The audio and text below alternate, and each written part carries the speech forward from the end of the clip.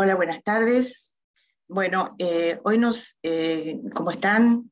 Hoy nos ocupa el tema asfixia perinatal. Vamos a tratar de hacer un enfoque con el ultrasonido, pero básicamente basado en lo que es la fisiología también de la asfixia perinatal. Así que bueno, como les comenté, vamos a pasar entonces por alteraciones hemodinámicas, cardíacas, pero básicamente multiorgánicas. Para lo cual vamos a pasar primero por la definición de asfixia perinatal, la fisiopatología de la hipoxia-isquemia, las consecuencias hemodinámicas, el remodelado cardiovascular, implicancias desde el tratamiento, efectos hemodinámicos del tratamiento, y vamos a ver algunos casos clínicos. Según la Academia Americana de Pediatría, se define como asfixia perinatal acidosis metabólica o mixta con un pH de cordón menor de 7, Apgar menor de 3 a los 5 minutos, presencia de manifestaciones neurológicas en el periodo neonatal inmediato, derivadas de la hipoxia o de la isquemia, como pueden ser convulsiones, hipotonía o como manifestaciones de encefalopatía hipóxico-isquémica. Y hay evidencias, obviamente, del compromiso multiorgánico.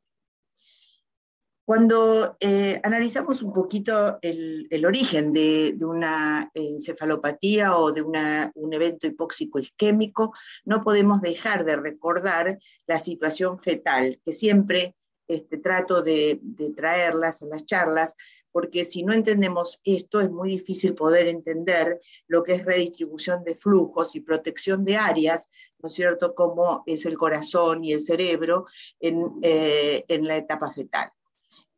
O sea, sabemos que cuando se produce un evento hipóxico-isquémico, el origen suele ser desconocido. O sea, puede tratarse de eventos que hayan precedido al nacimiento y que hayan hecho al feto más lábil al momento de nacer, con menos reservas para adaptarse a la vida extrauterina, o puede tratarse de eventos agudos que se desarrollen al momento del nacer.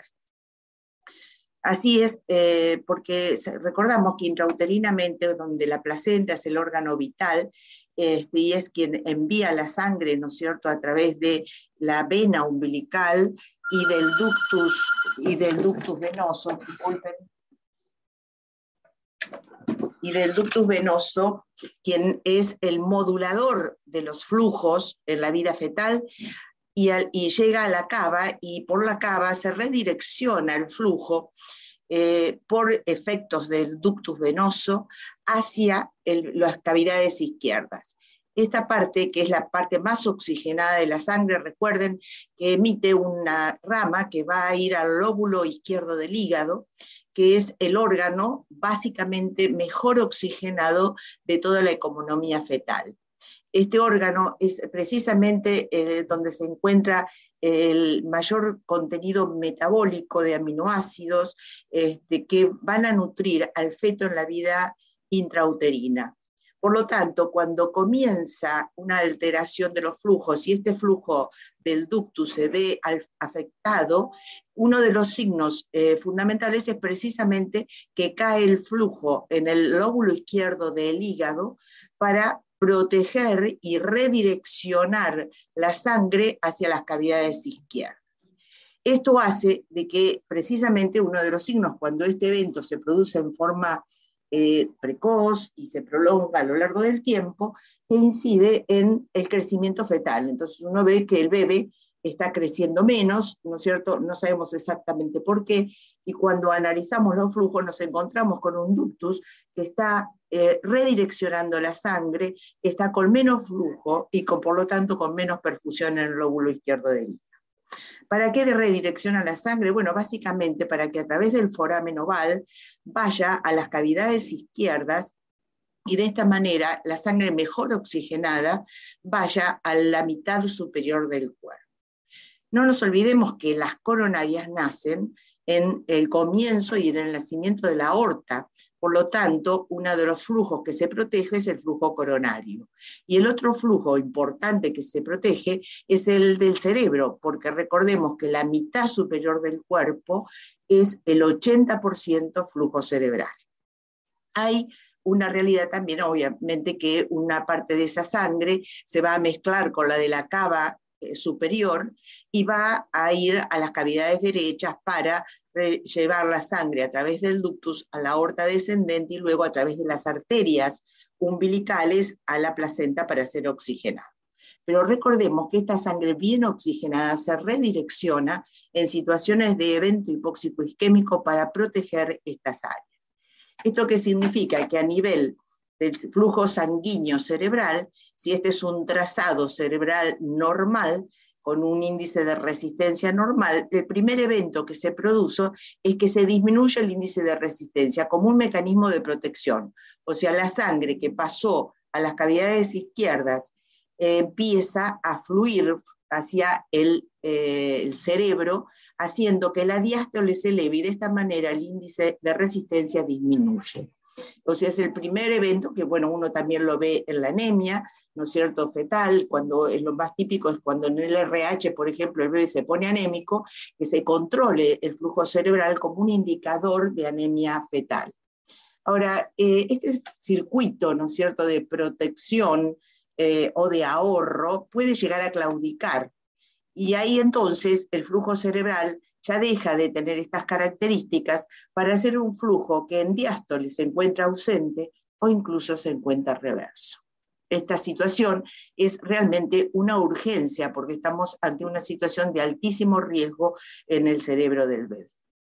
Así que bueno, recordar entonces que cuando este circuito cae y la redistribución ya no se produce como está programada por el ductus venoso, entonces puede hacer una isquemia miocárdica, una encefalopatía hipóxico-isquémica, puede haber una disfunción miocárdica, acidosis y, por supuesto, hipoxia. Al producirse el evento o el insulto hipóxico-isquémico perinatal, hay una clínica al nacer que es característica. Nosotros vemos que la frecuencia cardíaca del bebé puede estar baja en bradicardia, y esto tiene relación con una disminución en la repolarización del nodo sinoauricular. La presión arterial en general, ante un evento de estas características, lo que hace es aumentar la presión arterial diastólica, pero desciende la presión arterial sistólica. O sea, hay vasoconstricción y esto genera disminución del gasto cardíaco. El color, el relleno capilar tienen que ver con hipoperfusión y esto genera palidez y un relleno capilar prolongado. Por la misma razón y por hipoperfusión al órgano, que es en este caso en los riñones, la diuresis puede encontrarse en oligo o en anuria, y esto está generando, seguramente está identificando algún grado de daño renal. En cuanto a los gases en sangre, dada la lactoacidemia que generalmente acompaña esta situación, suele haber acidosis metabólica, lo que está indicando injuria tisular, y acidosis láctica. Cuando se produce una disfunción sistémica, un evento hipóxico isquémico perinatal, se produce una disfunción sistémica multiorgánica. De la disfunción sistémica multiorgánica mucho se ha hablado del cerebro porque tenemos bastante claro cómo proteger mejor la encefalopatía moderada y severa. Pero poco conocemos acerca de qué sucede con el resto de los órganos y qué sucede con los tratamientos que implementamos para proteger el cerebro. Así sabemos que existe concomitantemente con la encefalopatía o con el insulto hipóxico isquémico una disfunción miocárdica, que esta tiene una incidencia entre el 30 y el 82% en los neonatos con encefalopatía, que pueden tener inestabilidad hemodinámica y que esta acompaña al 33 al 77% de los pacientes asistidos con hipotermia. O sea que la hipotermia terapéutica si bien ha mostrado un efecto protector en la muerte neuronal moderada, disminuyendo la morbimortalidad, en la encefalopatía hipóxico-isquémica moderada a severa, y es el estándar de tratamiento, va acompañada de cambios hemodinámicos asociados a la redistribución y también al tratamiento que implementamos. Así, cuando se produce un evento hipóxico-isquémico, entonces sabemos de que hay una afectación del sistema nervioso central y este puede llevar a una pérdida de la autorregulación cerebral, y esto generar un aumento de flujo sanguíneo cerebral en forma protectora hasta que esto puede claudicar y generar la encefalopatía hipóxico-isquémica. Pero también este insulto puede afectar a las adrenales, generando una disminución del tono vascular, puede generar isquemia miocárdica, con lo cual va a haber una disminución de la contractilidad y la función cardíaca, puede afectar las resistencias vasculares pulmonares, generando hipertensión pulmonar. Al producirse hipertensión pulmonar, que generalmente es un evento que acompaña frecuentemente a cualquier evento hipóxico-isquémico, se disminuye la precarga, ¿no es cierto?, del ventrículo izquierdo. Al producirse la sangre que debe provenir del pulmón, no llega adecuadamente a las cavidades izquierdas. Al no llegar adecuadamente a las cavidades izquierdas, entonces tampoco pasa al ventrículo izquierdo. Y cuando el bebé ya ha nacido y la placenta ya no está, el circuito sistémico depende fundamentalmente de la circulación izquierda. Entonces estamos ante una situación de hipoflujo, disminución de la precarga del ventrículo izquierdo, caída del gasto. Si a esto sumamos que pudo haber habido una isquemia miocárdica importante, esto se suma a una disfunción que va a generar aún más dificultades en mantener el gasto cardíaco. Como bien sabemos, tanto el tono vascular como el gasto cardíaco son variables que van a generar injuria miocárdica isquémica. Esta injuria miocárdica, en cuanto a las coronarias, porque genera, obviamente, al caer el gasto, también perfunden más las coronarias, pero no solamente va a ser del corazón, puede ser multisistémica. En cuanto al corazón, sabemos que va a generar una depresión de la función cardíaca, caída del gasto del ventrículo izquierdo, no podrán bajar un poco el punto, ¿no? Hipertensión venosa pulmonar, porque al caer el gasto hay dificultades para que fluya la sangre hacia las cavidades izquierdas, y entonces esto genera una rémora en la circulación venosa que se va a transmitir al pulmón, que a su vez está afectado por la hipertensión pulmonar. Mantiene las resistencias vasculares pulmonares entonces elevada, hay disfunción del ventrículo derecho, hay caída del gasto ventricular derecho, más hipertensión venosa pulmonar, por lo tanto va a haber cada vez menos flujo sistémico. La hipotermia terapéutica sí agrava la hipertensión pulmonar, por indicar su suspensión. ¿Por qué? Bueno, básicamente porque al generar aumento de las resistencias por la vasoconstricción, entonces puede generar aún más compromiso de la circulación sistémica. Sin embargo, hoy en día no hay total acuerdo de que en hipertensión pulmonar se deba suspender inmediatamente el tratamiento. Eso lo vamos a comentar en algún momento de la charla. Hay disfunción biventricular, puede haber una miocardiopatía asociada a la isquemia, como uno de los pacientes que le voy a mostrar. Y bueno, y si uno tiene la posibilidad de hacer marcadores bioquímicos, puede demostrar. Bueno, eso decíamos que sucedía entonces cuando sucedía injuria miocárdica isquémica. Ahora, en esa situación, nosotros a veces va acompañada de una encefalopatía, otras veces simplemente nos encontramos con un paciente que nace con mala perfusión, que cuando, sin embargo, el pH o las indicaciones de tratamiento con hipotermia no están tan claras. Entonces, pero resulta que vemos un paciente que se encuentra en hipotensión, que está mal perfundido, que no lo vemos hemodinámicamente bien, le hacemos un ecocardiograma y vemos ciertas pautas que nos están indicando que ese ventrículo o ese corazón ha sufrido intrauterinamente. Sin embargo, no tiene tratamiento de hipotermia. Así que hay un grupo de pacientes que no requieren tratamiento de hipotermia, pero que sí disfuncionan también. Entonces, en este grupo de pacientes que generalmente cursan con hipotensión, McNamara en 1916 hizo una revisión en cuanto a los tratamientos, a los hallazgos ecocardiográficos y a la meta de cada tratamiento. Un bebé que se encuentra hipotenso, pero que se encuentra con oxígeno normal, ¿no es cierto?, y que tiene una disfunción del ventrículo derecho y del izquierdo también, lo que necesita es aumentar su inotropismo. En ese caso, ¿qué drogas vamos a elegir? Bueno, ahí vamos a elegir la dobutamina, la epinefrina, y en tercer lugar, cuando es refractario esto, entonces la hidrocortisona puede ser una buena opción. Cuando la presión arterial se encuentra baja, pero nos encontramos ante hipertensión pulmonar, entonces la meta, ¿cuál va a ser? Disminuir las resistencias vasculares pulmonares para aumentar el flujo sanguíneo pulmonar. Entonces, en este caso, la primera indicación va a ser que tengamos, tratar de bajar las resistencias vasculares pulmonares a través de un vasodilatador como es el óxido nítrico, si ya hemos logrado una adecuada ventilación con una oxigenación, que sabemos que el mejor vasodilatador pulmonar es el oxígeno.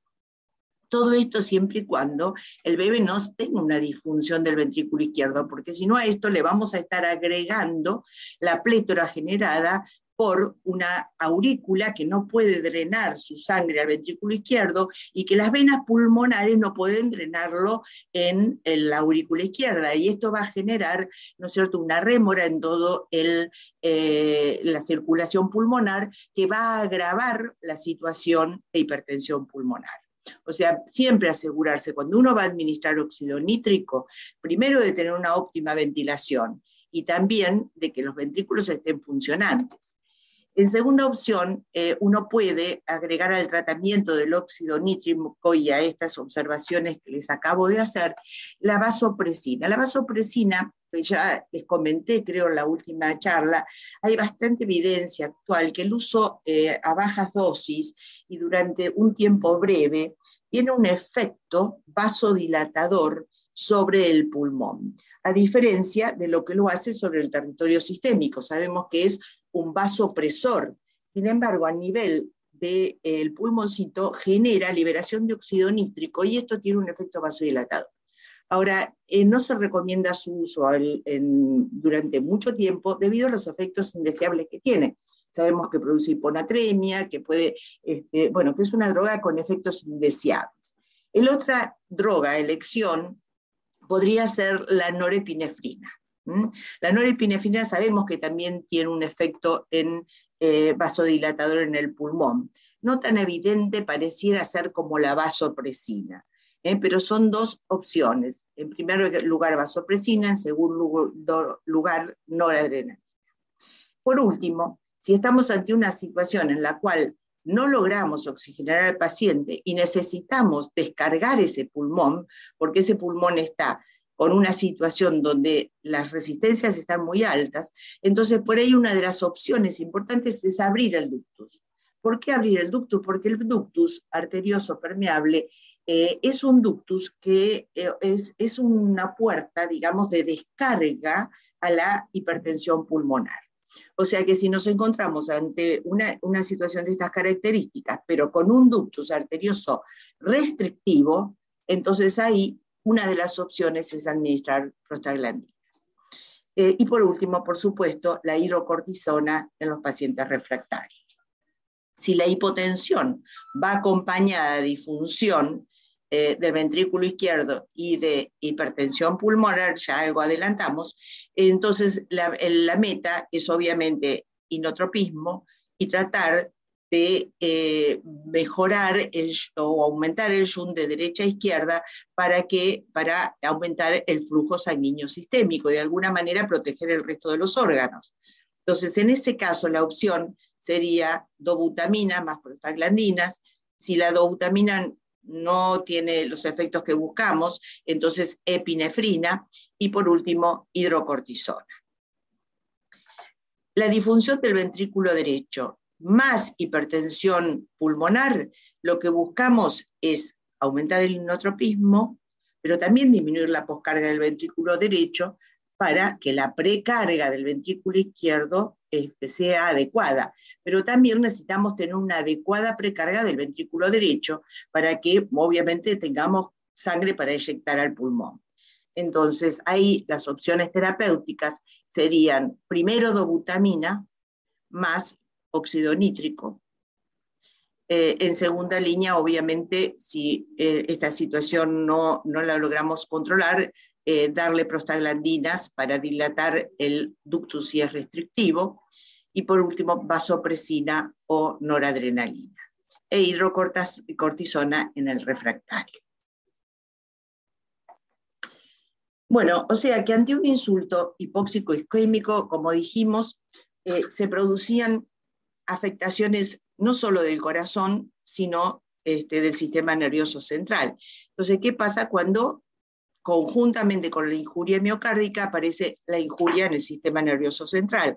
Entonces lo vamos a tratar con hipotermia terapéutica porque tiene indicación. Entonces acá sabemos de que en todo evento hipóxico isquémico la muerte neuronal ocurre en dos estadios. El primer estadio es la muerte neuronal primaria ante un insulto severo, entonces, y agudo, se produce hipoxia cerebral y muerte. El segundo estadio de muerte neuronal es la demorada, es debido a la liberación de radicales libres, a la acción citotóxica de la microglía, la falla mitocondrial y la síntesis de óxido nítrico. La hipotermia terapéutica tiende a tratar de tener un efecto neuroprotector por modificación de la apoptosis y por efecto sobre el metabolismo. Y la ventana terapéutica se encontraría aproximadamente, aunque no se sabe con exactitud, alrededor de las 6 horas. De manera tal que este tratamiento intenta de alguna manera disminuir la injuria que se produciría en el segundo estadio. Pero sabemos que cuando uno implementa una hipotermia terapéutica, el cerebro lo estamos protegiendo, porque sabemos que tanto la severa como la moderada es el tratamiento más adecuado y hay evidencia suficiente. Pero ¿qué pasa con el resto de los órganos? Bueno, el resto de los órganos se ve afectado por igual. Entonces tenemos bradicardia, como dijimos, que puede ser bien tolerada si se mantiene una adecuada presión arterial. Cuando hay hipotensión, al disminuir el gasto y causar vasoconstricción, puede hipotensarse entonces el bebé. La evaluación con ecocardiografía es lo que se recomienda para controlar el gasto. La presión arterial media debe mantenerse alrededor de más de 40, o en el contrario, hay que tratarla, ¿no? Y puede producirse arritmias con QT prolongado o arritmias incluso ventriculares asociadas a la misma isquemia, ¿no es cierto? En cuanto a lo respiratorio, puede producirse disminución de la producción de surfactante, por lo que tanto podemos tener aún en pacientes cercanos al término un colapso, atelectasia. Y entonces esto es importante recordarlo, porque más de una vez administrar óxido nítrico en un pulmón atelectásico obviamente no va a llegar a los sitios de acción. La hipoxemia, obviamente asociada al evento hipóxico isquémico, aumenta las resistencias vasculares pulmonares. Y por otra parte también compromete la entrega de oxígeno, porque hay un desplazamiento de la curva de la oxihemoglobina por el mismo evento. Hay desbalance de electrolitos, y este desbalance se manifiesta, por supuesto, en hipocalemia, hiponatremia, hipomagnesemia, hipofosfatemia, de ahí los controles que son de rigor durante el tratamiento de hipotermia.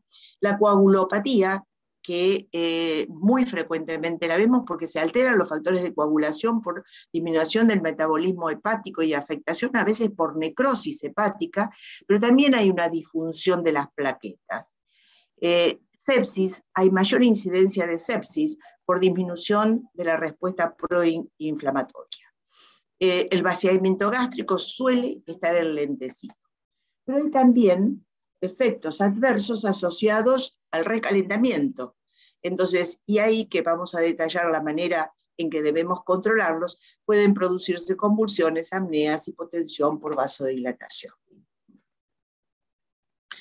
Así que cuando nosotros implementamos un tratamiento como la hipotermia terapéutica, que es el estándar de cuidado para evitar la muerte o el compromiso en el neurodesarrollo, igualmente ocurre en el 45 al 55%.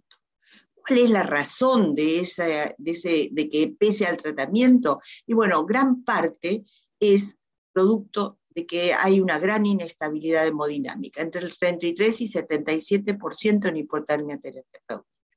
El otro motivo es que a veces, ante la hipotensión, compulsivamente la tratamos, sin tener un claro conocimiento o entendimiento de qué es lo que le está pasando a ese corazón y a la circulación en general, y cómo está el gasto. La disfunción multiorgánica suele acompañar a la cardiovascular, entonces nos encontramos con oliguria, anuria, nos encontramos con compromiso, ¿no es cierto?, hepático severo, con coagulopatías. El 62% de los neonatos con encefalopatía hipóxico-isquémica reciben inotrópicos al menos por 24 horas. La pregunta es si siempre están indicados. Vamos a ver. Vamos a tratar de aclararlo, aunque nos van a quedar más dudas que respuestas después de esta charla, se lo puedo asegurar. Bueno, así entonces, cuando nos encontramos ante un evento hipóxico-isquémico e implementamos hipotermia, entonces hay una afectación sobre hay una afectación sobre los flujos sistémicos, y puede haber daño neuronal inmediato en cuanto a la circulación cerebral, y lo que uno procura es tratar de disminuir la demanda, ¿no es cierto?, metabólica del cerebro. Ese es el sentido que le damos a la hipotermia para proteger el cerebro. Ahora, ¿qué pasa con el resto de los órganos? O sea, vamos a ver el sistema nervioso central, se produce redistribución, puede haber pérdida de la autorregulación y puede haber, entonces, de esta manera, aumento del flujo sanguíneo cerebral, y esto estará asociado a injuria en la reperfusión.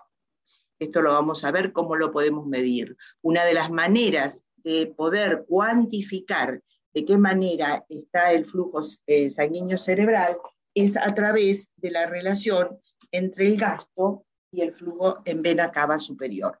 O sea, el flujo en vena cava superior sobre el gasto mayor de 55% está indicando que el flujo en la mitad superior del cuerpo realmente se encuentra muy elevado. Y esto está hablando de un riesgo de injuria en la reperfusión. Sobre el resto, sobre el corazoncito, sabemos que produce isquemia miocárdica, que puede producir isquemia miocárdica, puede aumentar, ¿no es cierto?, la hipoperfusión porque produce vasoespasmo de las coronarias, puede disminuir la contractilidad. La misma hipertensión pulmonar disminuye la precarga del ventrículo izquierdo y esto incide en que disminuya el gasto. De hecho, con el tratamiento está demostrado que alrededor de un 30% desciende el gasto. Esta disfunción, puede haber un aumento de la disfunción miocárdica, con lo cual también se agrava aún más la situación de caída del gasto. Y esto entonces lleva a una falla multisistémica e injuria isquémica. Una de las maneras de controlar cómo está el flujo en la mitad inferior del cuerpo, dijimos, cómo controlarlo en la mitad superior. ¿Cómo controlarlo en la mitad inferior? Bueno, a través del índice de resistencia en la aorta descendente. Estos ahora se los voy a mostrar cómo se ve con ecocardiograma, es muy fácil de calcular y uno puede básicamente ver cómo está perfundiendo la mitad inferior del cuerpo. Y si uno ha desarrollado ya la destreza en ultrasonido, puede ir individualmente controlando los flujos a los riñones, el flujo al hígado, el flujo al intestino, el flujo sistémico en general. Así que dijimos entonces que cómo inciden estos en la injuria de reperfusión. Con el recalentamiento va a aumentar el metabolismo cerebral. Con el aumento del metabolismo cerebral pueden liberarse radicales libres. Este recalentamiento va a conducir a un aumento del flujo sanguíneo periférico y una disminución de las resistencias vasculares periféricas. También va a incidir en el aumento de la frecuencia cardíaca. Puede ser que el volumen sistólico se mantenga estable, igual, no varía demasiado, pero al aumentar la frecuencia cardíaca, como sabemos que es uno de los grandes componentes del gasto, la frecuencia cardíaca, el gasto va a aumentar, independientemente de lo que varíe el volumen sistólico. Entonces esto va a generar, ¿no es cierto?, que ante la situación de reperfusión, es lo que uno está buscando, si uno tiene una situación en la cual ha aumentado el flujo sanguíneo o ha aumentado, o se encuentra, ¿no es cierto?, en una falla multiorgánica y no nos encontramos con que hemos mantenido una medicación que por ahí genera vasoespasmo, que por ahí genera vasodilatación, puede comprometer de alguna manera la circulación al resto de los órganos y generar una evolución anormal de la situación. ¿No es cierto? No, el cerebro por ahí lo mantengo protegido y el resto de los órganos entran a claudicar.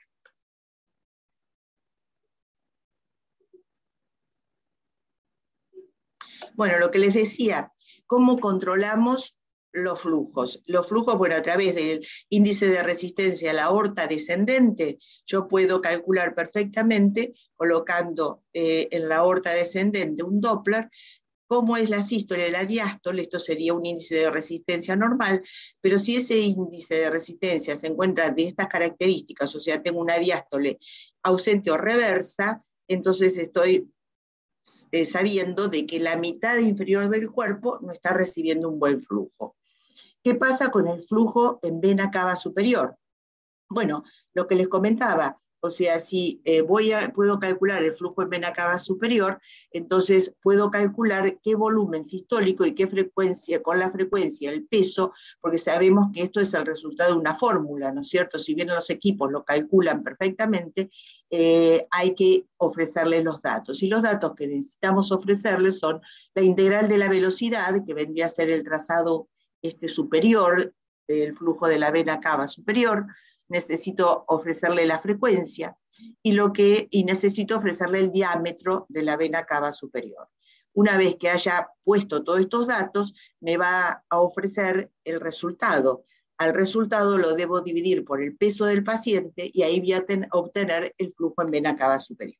Sabemos que un flujo normal, o sea, el normal se encontraría entre 60 en un chico que se encuentra con hipotermia, alrededor de 60. 40 estaríamos con muy justos, pero si tenemos un flujo cerebral que de la vena cava superior que esté marcando 100, 90 o más de 100, estamos viendo un flujo cerebral aumentado, o sea que tenemos un cerebro que está hiperperfundiendo y que seguramente al momento del recalentamiento se va a generar injuria porque se van a liberar mayor cantidad de radicales libres que van a afectar y van a generar mayor muerte celular. Bueno, ¿qué aportes nos da la ecografía? Bueno, esto yo ya se los he mostrado varias veces y un poco la idea es reafirmarlo, ¿no es cierto? La ecografía nos permite ver el corazón directamente y en qué condiciones y cómo se está comportando. Lo que más conocido de todo esto es la contractilidad. Un trazado de estas características a simple vista está hablando, casi en paralelo, está hablando básicamente de que ese ventrículo izquierdo se está contrayendo con dificultad. Y si lo medimos, seguramente queda una contractilidad muy baja. Si yo tengo un gasto de estas características, que marca 90 mililitros por kilo y por minuto, y resulta que tengo un paciente de 3 kilos, esto lo divido por 3 kilos, me queda 30 mililitros por kilo y por minuto, tanto en el izquierdo como en el derecho. Fíjense que esta era la situación de este paciente.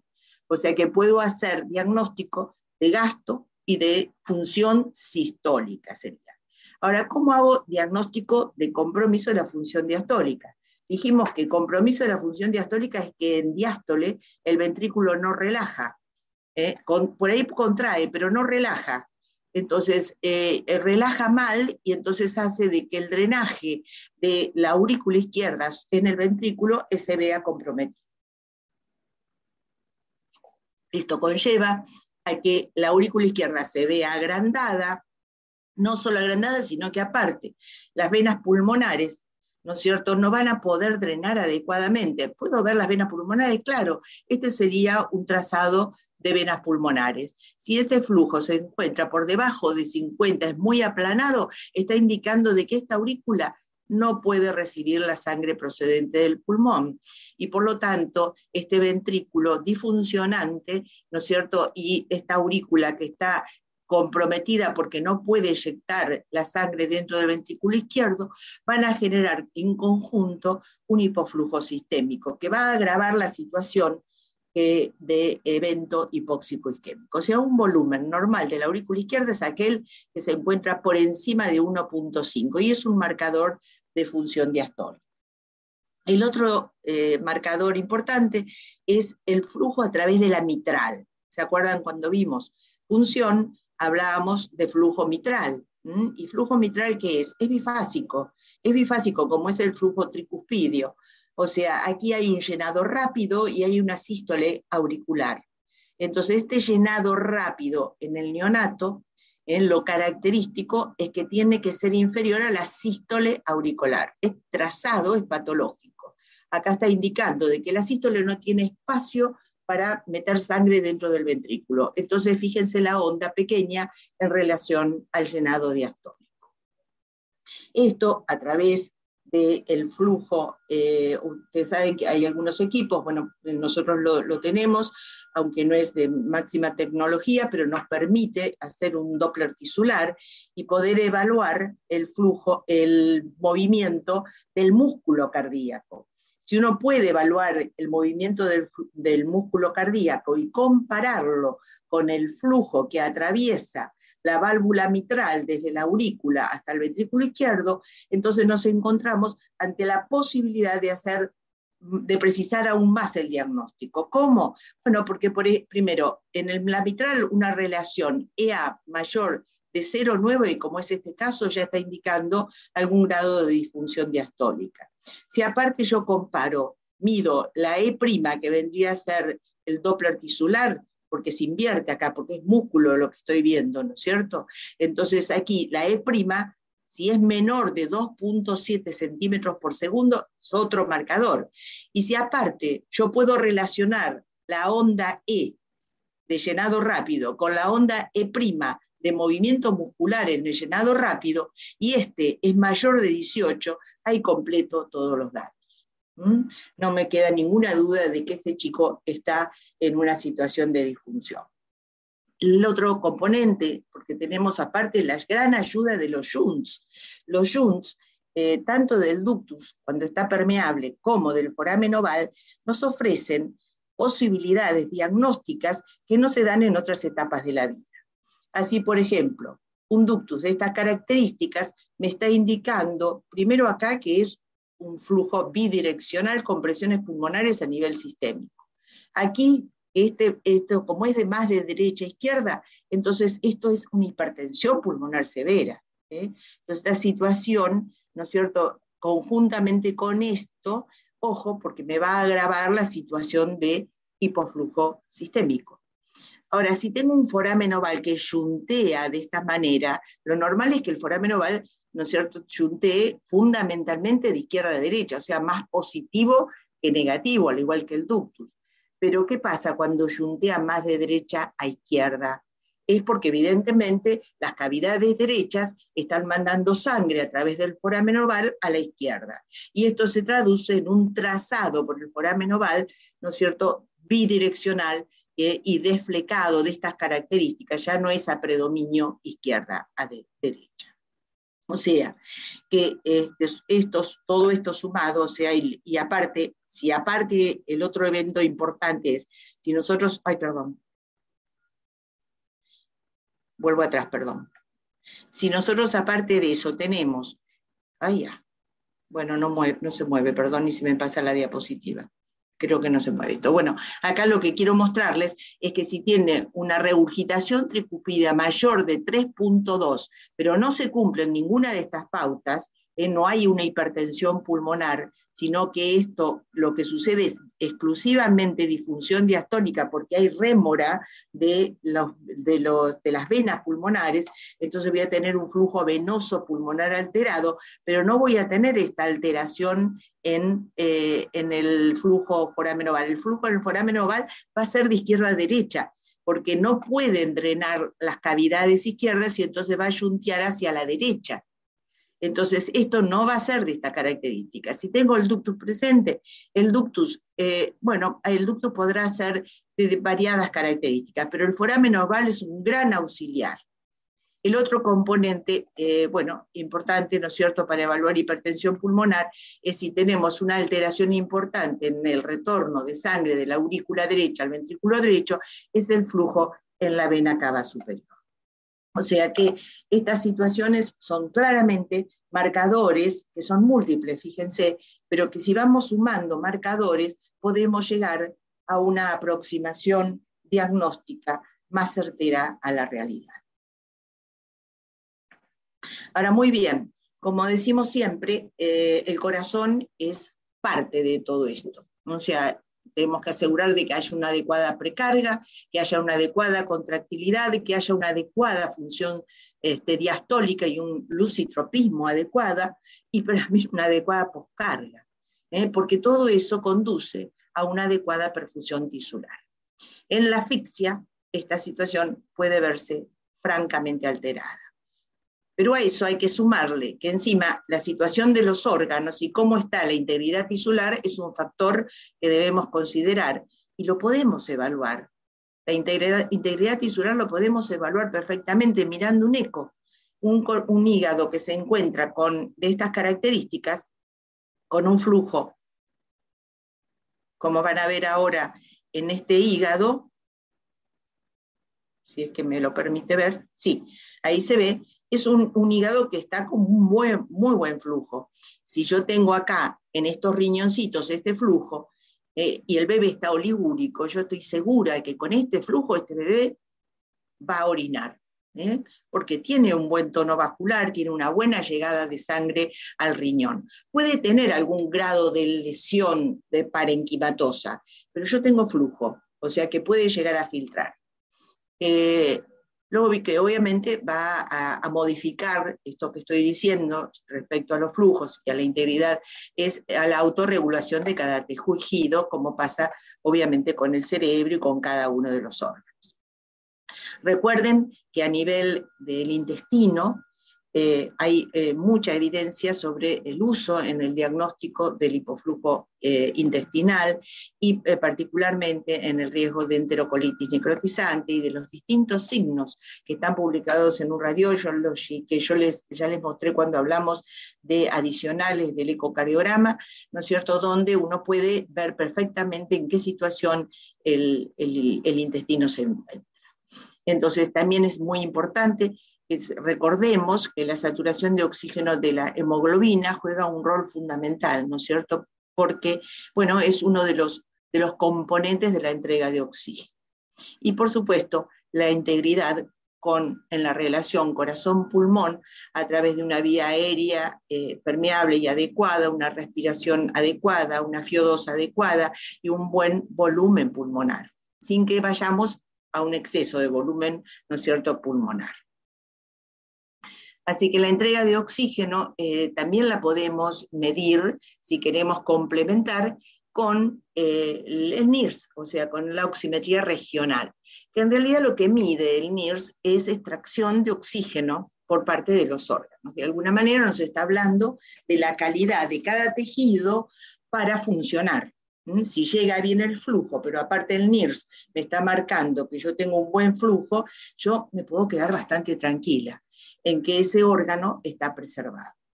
Es un equipo, ustedes lo deben conocer, pues permite que la medición durante un tiempo, el que querramos y en forma simultánea, tiene sensores que son neonatales y recambiables, hoy se consiguen todavía, aunque son importadas y pueden llegar a empezar a faltar. Hay la vulnerabilidad de los neonatos y particularmente de los cerebros inmaduros, lo hace precisamente muy tentador. Se puede utilizar en hipotermia como un marcador de disminución del metabolismo. La necesidad de un monitoreo confiable de extracción de oxígeno de los tejidos lo hace una herramienta tentadora. Y en general completa a la vigilancia hemodinámica. Entonces hemos hablado de cuadro clínico, hemos hablado de ultrasonido y hemos hablado ahora de NIRS, o sea, de oximetría regional.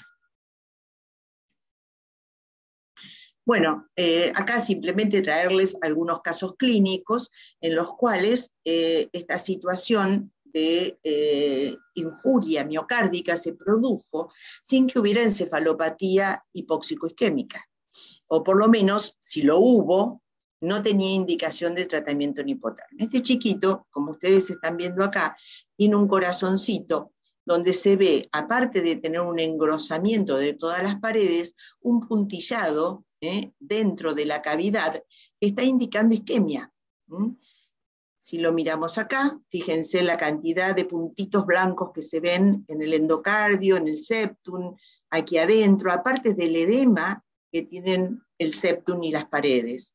En esta otra imagen van a ver lo mismo, este aumento de la densidad en el ultrasonido, que está marcando una lesión. Lo mismo pasa con esto. Bueno, fíjense lo que pasó con este chico. Este chico nace con esta miocardiopatía, ahora les voy a mostrar otro, pero no era mi intención mostrárselo ya, sino en un ratito.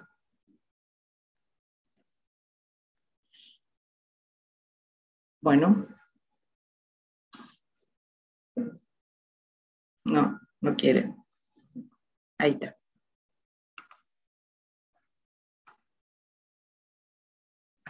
Un minutito, por favor. Ahí está. Lo que quise demostrarles es lo siguiente. Este niño nace con esta troponina, 12.397. Pasa al día siguiente a 14.668. Al día siguiente pasa a 27.000 nanogramos por litro.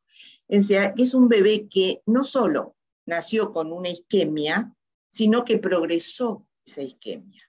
Este bebé no estaba en hipotermia.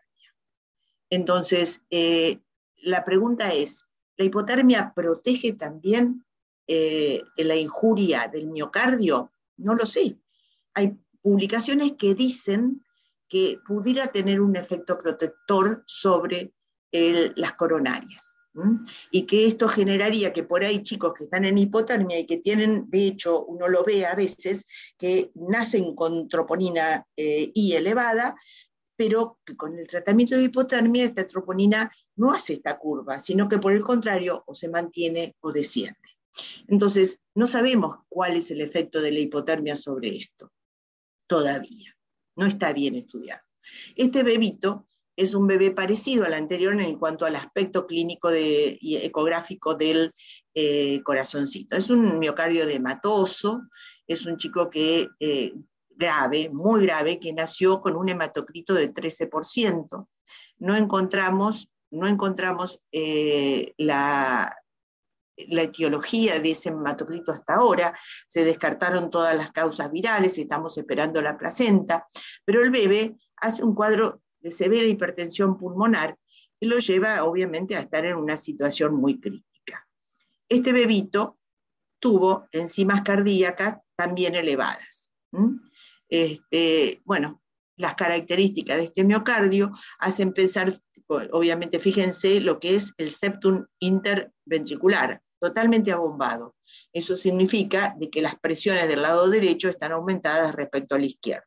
Por supuesto que es un ventrículo izquierdo disfuncionante, que requirió que se le tratara con milrinona, Ustedes saben que la milrinona, en caso de usar la hipotermia terapéutica, no es una droga que uno elegiría, ¿no? El metabolismo de la milrinona no es igual que el de las otras drogas, que son más cortas, sino que son más bien prolongadas, y por lo tanto no sería una droga de elección, aunque lo es en otras situaciones. Por ejemplo, en este paciente fue una droga de elección, pero no estaba en hipotermia terapéutica. ¿Por qué? Porque puede prolongar la vida media de la droga, ¿no? La misma hipotermia. Bueno, vamos a ver este chiquito. Por ejemplo, este bebé tuvo, al nacer, 3 kilos 85, 38 semanas, un Apgar de 1,7, el pH de cordón 6,92, entonces entró en hipotermia total. La oximetría regional fue de cerebro 35 y de mesentérica 25. Esta era la imagen, este era el gasto, 30, porque en un chico dijimos de 3 kilos. Este es el gasto del otro ventrículo, y esta es la función diastólica. Fíjense que está comprometida. Bueno, a este paciente se le puso dobutamina y cambió claramente la contractilidad, cambió claramente el gasto y cambió claramente la perfusión tisular. Fíjense cómo la oximetría regional se elevó. Ahora, yo hoy en día, esto es un paciente de hace un tiempo ya, yo me pregunto si lo que hicimos es correcto. Todavía tengo dudas si realmente mejorar tan claramente, ¿no es cierto?, al día siguiente, el gasto, la contractilidad, la función sistólica y diastólica, fue a favor, o yo tengo que hacer algo más moderado. No lo sé, no lo sé, y lo traigo como una duda. Creo que todavía falta evidencia para decirnos de qué manera, ¿no es cierto?, la hipotermia terapéutica protege también al corazón. Este paciente es un paciente que siempre lo traigo porque son esos pacientes que uno nunca se los olvida, ¿no? Era un bebito que tenía el antecedente de un embarazo en 35 semanas de 3 kilos, era una primer gesta, nació deprimido, y lo llamativo es que tenía escleredema, o sea, como el abdomen era en tabla, escleredematoso, a tal punto que tan duro era el abdomen que no lo podíamos deprimir, y lo primero que hicimos fue llamar al cirujano. Mientras estábamos llamando al cirujano, le pusimos el ecocardio, y ahora les voy a mostrar lo que apareció.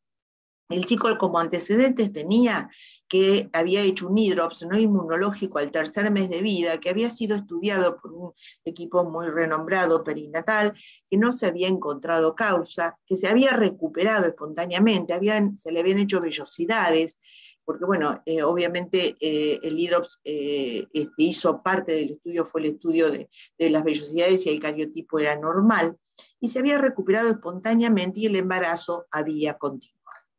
Al producir la indicación de cesárea a las 35 semanas es porque se altera el Doppler. El niño nace en esta situación, o sea, con acidosis láctica, con una seca masa elevada, una troponina elevada. Por supuesto que en los primeros días no tenía diuresis, la presión arterial 80, 68, 57, con una frecuencia cardíaca elevada, oximetría regional comprometida, hemocultivos negativos, ecografía cerebral ventrículo-megalia con bordes irregulares, ecografía abdominal, ambos riñones congestivos ligeramente aumentados de tamaño, hígado de aspecto conservado, ligeramente aumentado de tamaño, no se observaba líquido en cavidad, pero sí había edema de la grasa peritoneal.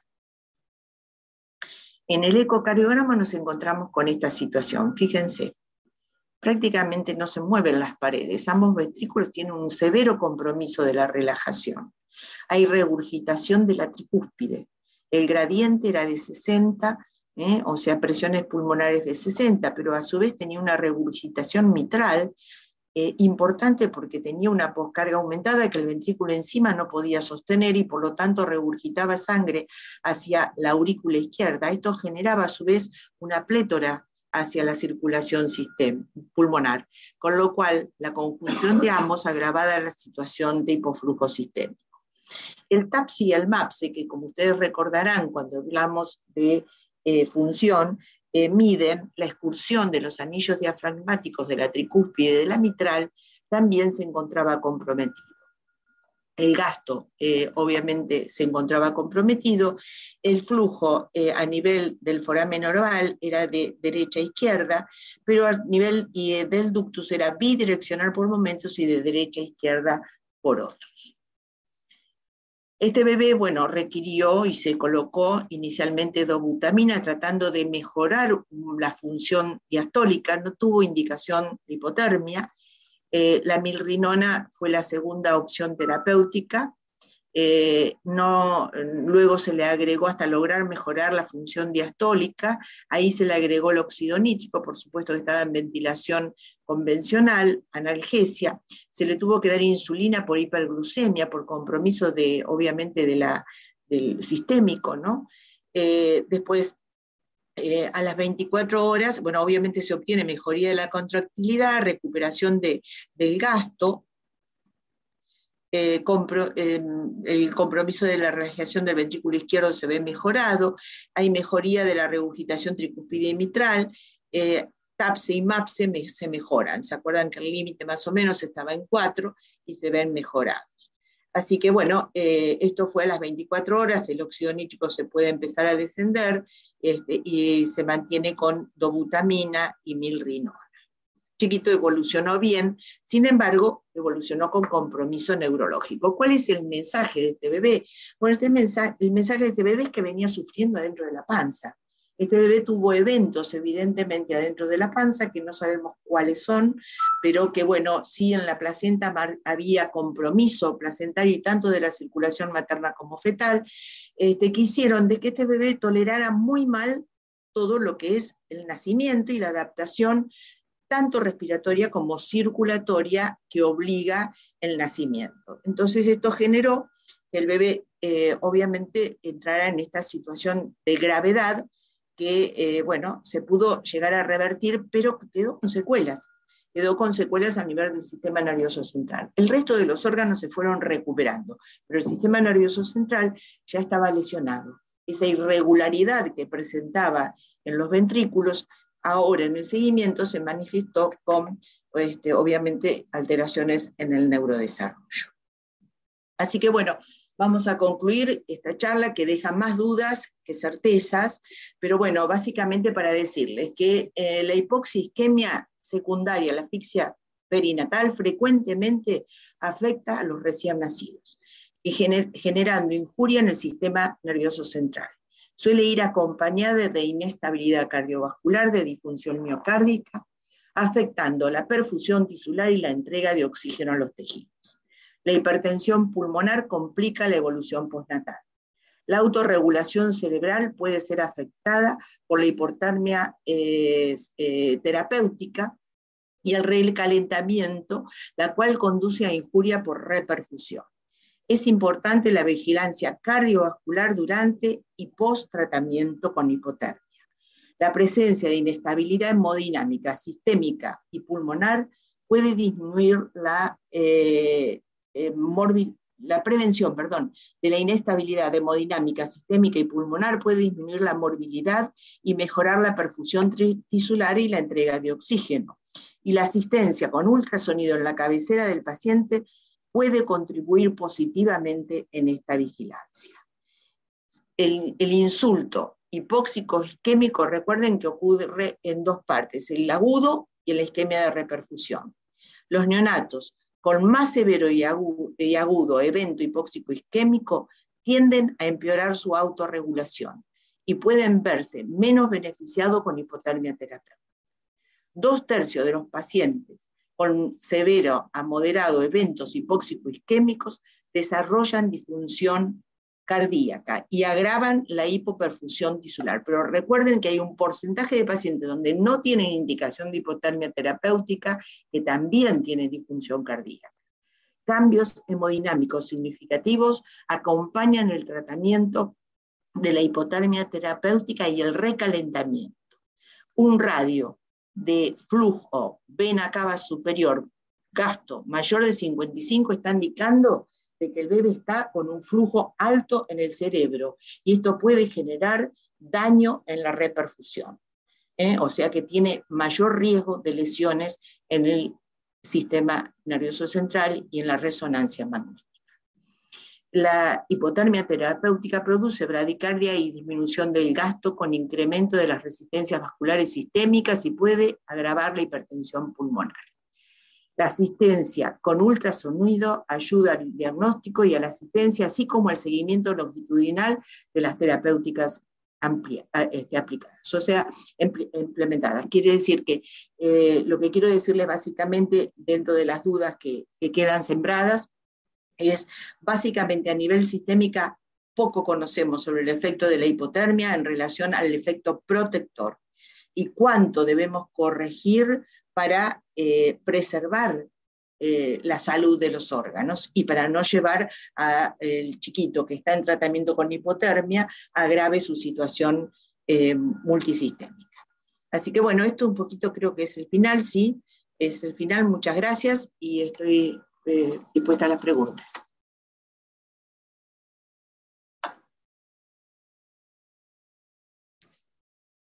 Pueden preguntar ustedes también.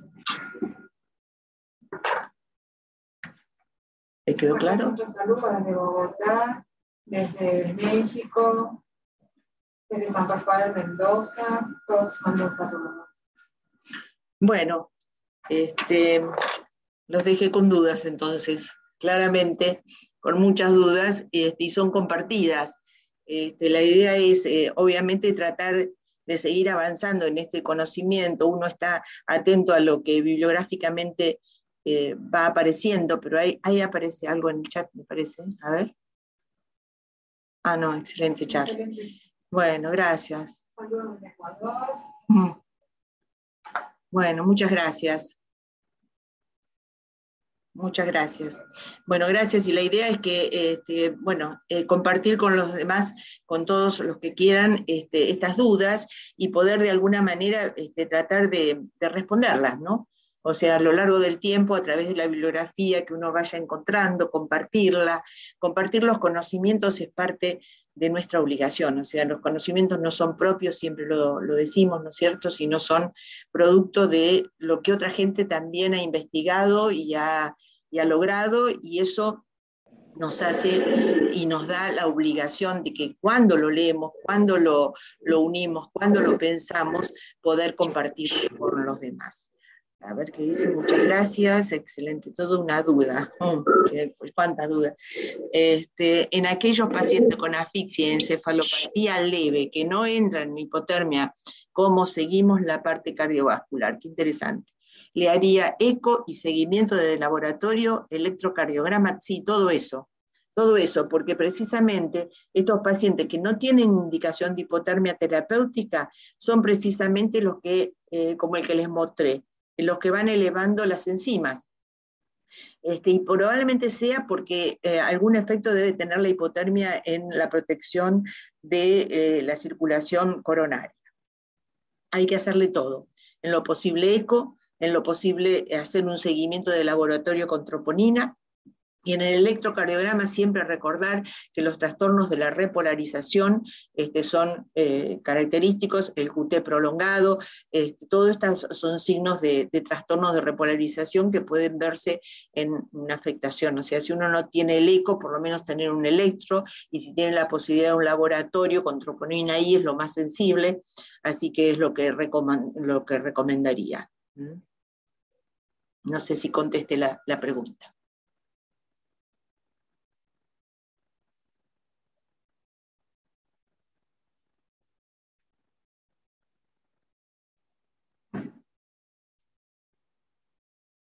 Sí. Nos insta a continuar la preparación, sí, absolutamente, absolutamente, absolutamente, sí. Los insto a que continúen usando el ultrasonido. Yo hace muchos años que lo hago y todavía sigo aprendiendo, así que creo que es importante que uno utilice esta herramienta. O sea, sin descartar la clínica. O sea, nadie dice que la clínica no sigue siendo soberana, nadie dice que la presión arterial no siga siendo un indicador importante, que el flujo a los órganos a través de la diuresis, que es uno de los marcadores más importantes, no sea importante. Pero el ultrasonido agrega, junto con la oximetría regional, elementos que de otra manera no los podríamos tener. Es recomendable el BAFO y el sildenafil en el caso de no tener óxido nítrico, sí, claro, sí, sí. Sí, el BAFO obviamente básicamente para que uno, si no tiene seguridad de que tiene una adecuada ventilación con ventilación convencional. No por esto, no por la asfixia simplemente, sino porque básicamente si no tiene una buena ventilación o no logra una adecuada oxigenación, entonces por ahí le falta la asistencia de una ventilación de alta frecuencia. Y si no tenés óxido nítrico, también el sildenafil es una opción. De hecho, este bebito que les estoy comentando del anémico, ¿no es cierto?, en su evolución parecía ir mejorando, seguía con milrinona, y resulta que el bebé se logra extubar y empieza a hacer episodios de hipertensión pulmonar. O sea, este bebé es probable que a la larga, en forma próxima y a largo plazo, desarrolle una hipertensión pulmonar de por vida. Y ese chiquito va a tener que ser seguido muy de cerca. En este momento se encuentra con propanolol y se le agregó sildenafil porque hace crisis de hipertensión. Entonces el primer intento, porque se malperfundía obviamente, porque caía el flujo sistémico, al aumentar las resistencias vasculares pulmonares por el evento ¿no es cierto?, de vasospasmo, entonces disminuía el retorno a las cavidades izquierdas y disminuía la perfusión tisular. Y de esta manera entonces se intentó bajar las resistencias con sildenafil para no colocarle óxido nítrico, pero es la segunda opción, volverle al óxido nítrico. De Bélice, siempre están presentes. Gracias a todos, de tan lejos. Bueno, muy estimulante el interés de todos,